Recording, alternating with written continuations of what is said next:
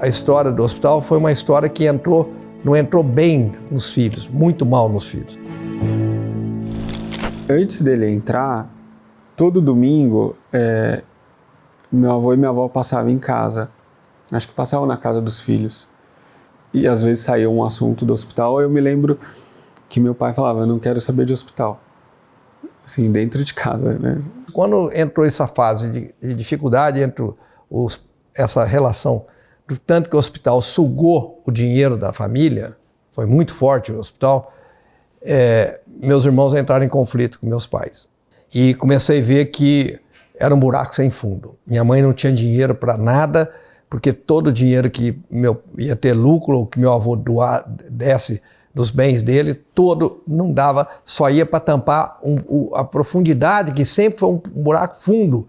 Meu pai sempre trabalhou humilhado com um buraco fundo, porque nunca um governo enxergou de pagar nem metade quanto custa um tratamento. Eu tinha uma ansiedade de me encontrar com Deus, mas não tinha essa plenitude da conversão, do amor de servir a vida 100% para Deus. Então, eu não julgava meu pai, mas falava, o dia que esse negócio dele passar para a família, se eu tiver na cabeça do negócio, eu fecho isso, ou eu ponho fogo nisso para a sociedade não ficar me forçando a abrir.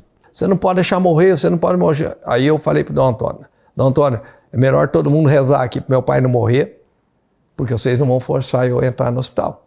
Eu meto fogo nesse negócio. Não me forcem eu abrir essas portas. Se meu pai morrer, está fechado amanhã. Eu não sou homem de fazer negócio que eu não posso honrar. E eu não posso pensar que um negócio que dá 100% de prejuízo, eu posso tocar. Aí eu paro o comércio e entro de mergulho dentro do hospital. Mas entrei de mergulho com um documento assinado que meu pai, o bispo, minha mãe, que o dia que desse para fechar o hospital, eu não tinha obrigação e já tinha feito, a minha missão era só essa, de salvar meu pai, o nome dele. Eu fui levando um susto, saber que aquele homem era um homem que tinha um lado que eu nunca tinha visto. Ele não conversava com o paciente como os médicos comuns conversam, distante. Ele sempre sentava na cama e punha a mão no paciente. Aí eu descobri que o hospital era feito de amor. Mas não me comoveu, não tinha comoção ainda. E eu contei para ele que a equação agora era só entregar, pelo resto da dívida, entregar o patrimônio. E com isso estava mais garantido ainda que tudo, não existia mais esse episódio na vida da família. Eu fiquei até surpreso da tamanha foi a aceitação dele. Aí minha mãe chega exatamente 5, 10 minutos depois que ele chega, e ela virou para mim e falou assim, não, isso não é verdade. Ele está morrendo na praia. Você não tem percepção porque você não fica aqui em casa com ele e tal. Você vai me desculpar, meu filho. Ele falou da boca para fora. Ele não falou de coração. De coração, ele está sofrendo e não quer passar para vocês. E nem para mim ele quer passar, mas está sofrendo. E ela falou, eu não acredito que isso vai acabar. Não pode ser. Eu reuni com 16 médicos, 17, eu não me lembro. Não tinha muito o que falar. E eu também não queria contar que era o último dia. Mas às 3 horas da tarde daquele dia eu já tinha dado uma autorização por escrito para mandar o aviso no dia seguinte para todos os colaboradores. Então os médicos iam descobrir. No dia seguinte os médicos iam descobrir que eu estava fechando o hospital. E aí um médico mais velho da equipe, o Zé Elias Miziara, me pega pelo braço. Você não vai acreditar que você pode salvar mais vidas do que eu e seu pai e todos os médicos aqui. Que isso? Como é que um leigo pode salvar a vida? E aquilo entrou no meu peito assim, mas entrou rasgando tudo. E ele, o que você acha? Eu falei, eu não acho nada, Zé. Deixa eu pensar, peraí. Assim, como assim? E nem ele não sabia que eu ia fechar o hospital aquela noite. Ninguém sabia. Só meu pai, minha mãe e o Dom Antônio Muciolo. Pum, dormi no sono. A hora que eu dormi, sonhei com a planta do hospital do meu pai. Que ele tinha essa planta há 10 anos, mas que estava guardada dentro de um cofre, que eu sabia que tinha, mas não... Porque ele carregou essa planta 10 anos para Brasília, procurando dinheiro da Caixa Nacional Federal, da loteria, e nunca achou esse dinheiro. dormi e sonhei com a planta. No outro dia eu acordo com uma ansiedade de ver essa planta. É uma força que me deu de certeza que eu ia salvar a vida. E a entrada de uma comunhão, na hora que eu abri o olho, eu falei, descobri uma coisa, que eu vou me ligar, vou servir a Deus agora todos os dias. No outro dia seguinte eu fui falar para meu pai falou, abre, fala mais uma vez disso, que eu vou te internar porque você ficou louco.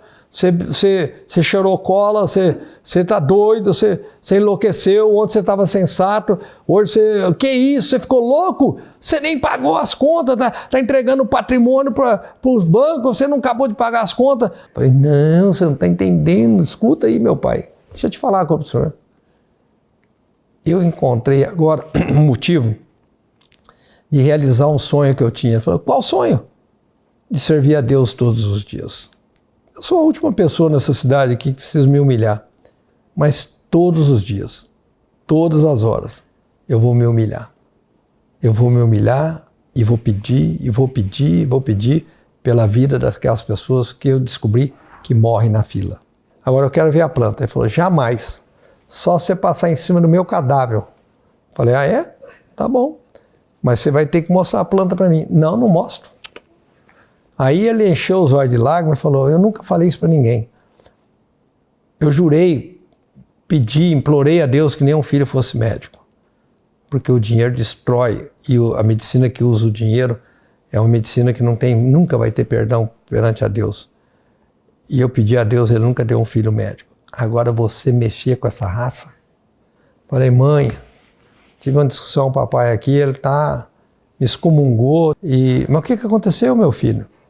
Mãe, eu sonhei com a planta, vim pedir para ele mostrar a planta, ele quer me internar, falou que eu estou doido, que eu pirei. Minha mãe sabia que o Espírito Santo ia não deixar essa obra morrer. Ai, eu sabia, me abraçou, me beijou. Se você agora me está coando desse tanto, apelando desse tanto, quando você tiver um fato concreto, um só, mas com dinheiro na conta, eu vou abrir a planta para você. Eu saí do escritório, fui andando assim, e fui buscando inspiração. Eu me lembro a cena até hoje. Um primo meu guiava com a mão na direção, a outra mão para fora, assim. Ele foi passando, eu gritei, Maurício, para aí. Aí ele parou, e eu lembrei aqui, estou lembrando que nós temos seu pai, meu avô, são os homens mais importantes da pecuária. Pensei agora nós fazer um hospital com os caipira.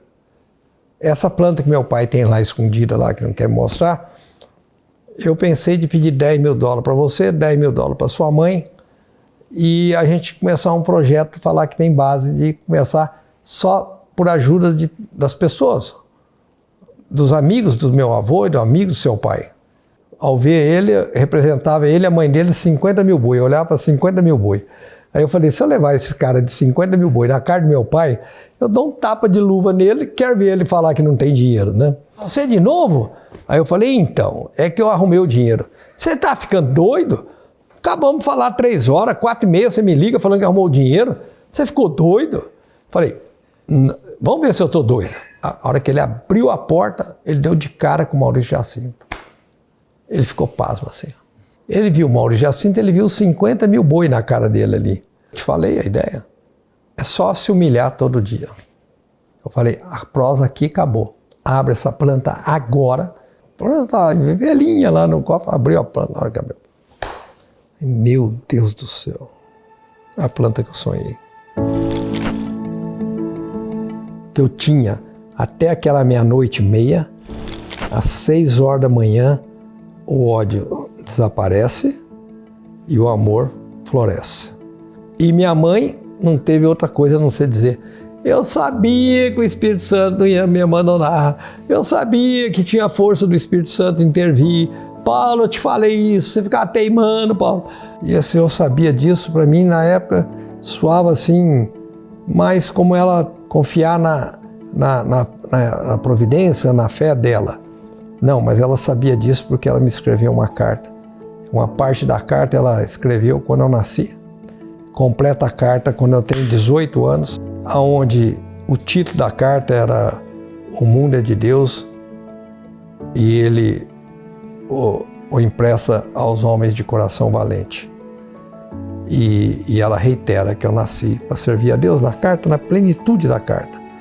E como ela, no meio de 5 filhos, designou que aquele filho nasceu com os valores e com a missão de mostrar o amor de Deus e servir a Deus. 2 vezes ela reitera que viu a luz sorrindo para ela e que ela reitera que aquele filho era escolhido por Deus. A doutora Cida foi profeta. Ela é uma profeta. A carta prova que ela é profeta. Tudo que ela escreveu aqui aconteceu.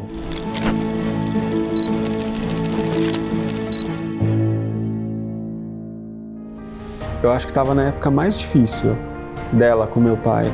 Olha aqui, seu fedelho. Quem você pensa que é? Mas foi uma briga, menina do céu. Apesar de ter profundos sofrimentos durante a vida, né? Aí quando perde meu pai, ela entra num profundo recolhimento e se entristece muito. Para ela foi uma perda muito grande, além de ser o amor da vida dela, um grande companheiro, né? Eu acho que isso ela perdeu o apoio da pessoa que estava do lado dela, que falava a mesma língua que ela. A única coisa que restabeleceu ela voltar foi a fé dela.